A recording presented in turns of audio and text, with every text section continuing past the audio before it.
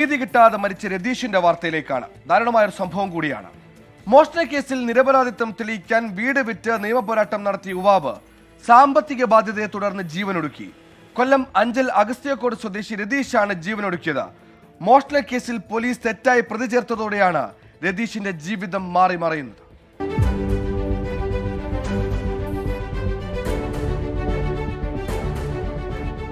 നീതിക്ക് വേണ്ടി പോയതാ.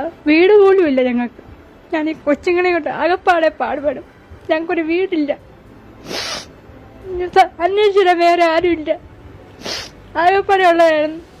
മോഷണക്കേസിൽ ആളുമാറി 2014 ബസ് ഡ്രൈവറായ രതീഷിനെ പോലീസ് അറസ്റ്റ് ചെയ്തത്. ജയിലിൽ നിന്നിറങ്ങിയ നാൾ മുതൽ കള്ളനല്ലെന്ന് തെളിയിക്കാൻ തുടങ്ങിയതാണ് രതീഷിന്റെ നിയമ പോരാട്ടം. പോലീസുകാർ എപ്പോഴും ശല്യം ചെയ്യുമായിരുന്നു. അവൻ കള്ളന്റെ വണ്ടി ആരും കയറില്ലെന്ന് പറഞ്ഞ് പ്രൈവറ്റ് ബസ്സിലായിരുന്നു. അപ്പം ആൾക്കാരുടെ മുമ്പ് വെച്ച് എപ്പോഴും നാണം കെടുത്തുമായിരുന്നു. കയറിയില്ല, അവൻ ഭയങ്കര കള്ളനാന്നൊക്കെ പറഞ്ഞു എപ്പോഴും പോലീസുകാർ ഫോൺ വിളിച്ചും ഭീഷണിപ്പെടുത്തുമായിരുന്നു. കൊല്ലത്ത് കംപ്ലൈന്റ് അതോറിറ്റി വരെ പോയിട്ടുണ്ട്. 2020 യഥാർത്ഥ മോഷ്ടാവിനെ പോലീസ് പിടികൂടി. ഇതോടെ രതീഷ് പോലീസിനെതിരെ നിയമ പോരാട്ടം കടുപ്പിച്ചു.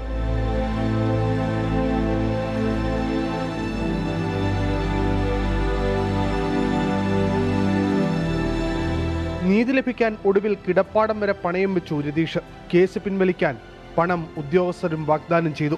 ഇടയ്ക്ക് അവര് നഷ്ടപരിഹാരം തരാമെന്ന് അവർ വന്നു. അവർ ഇടയ്ക്ക് ഭീഷണിപ്പെടുത്തു. നീ അവന്റെ വണ്ടി ആരും കയറില്ലെന്നൊക്കെ പറഞ്ഞ് ഭയങ്കര ഭീഷണിപ്പെടുത്തുമായിരുന്നു. അവർ പോലീസ് സ്ക്വാഡിലുള്ള ആൾക്കാർ അവർ 2 ലക്ഷം രൂപ തരാമെന്ന് പറഞ്ഞുകൊണ്ട് നഷ്ടപരിഹാരം തരാമെന്ന് പറഞ്ഞ് വന്നായിരുന്നു. നീതി തേടി നടത്തിയ പോരാട്ടത്തിനിടയിൽ വാഗ്ദാനങ്ങളെല്ലാം രതീഷ് തള്ളിക്കളഞ്ഞു. പക്ഷേ വിധി രതീഷിനെ തോൽപ്പിച്ചു.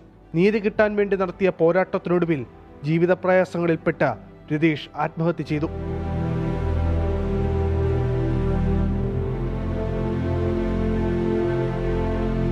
സംഭവത്തിൽ സർക്കാർ അന്വേഷണം നടത്തണമെന്നും കുറ്റക്കാർക്കെതിരെ നടപടി വേണമെന്നും രതീഷിന്റെ വീട് സന്ദർശിച്ച NDA സ്ഥാനാർത്ഥി G. കൃഷ്ണകുമാർ ആവശ്യപ്പെട്ടു. ഉടനടി കൊടുക്കേണ്ടെന്ന് അവർക്ക് നല്ലൊരു ജോലി കൊടുക്കുക, ഈ അനുഭവിച്ച ദുരിതത്തിന് വലിയൊരു കോമ്പൻസേഷൻ എമൗണ്ട് കൊടുക്കുക.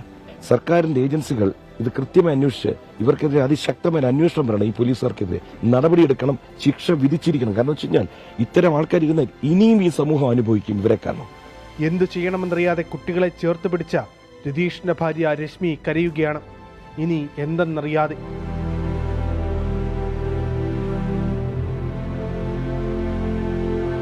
കേസിൽ രതീഷ് നടത്തിയ നിയമ പോരാട്ടത്തിന്റെ വിധി വരാനിരിക്കെയാണ് ആത്മഹത്യയും. അരുൺ രാജ്, 24 കൊല്ലം.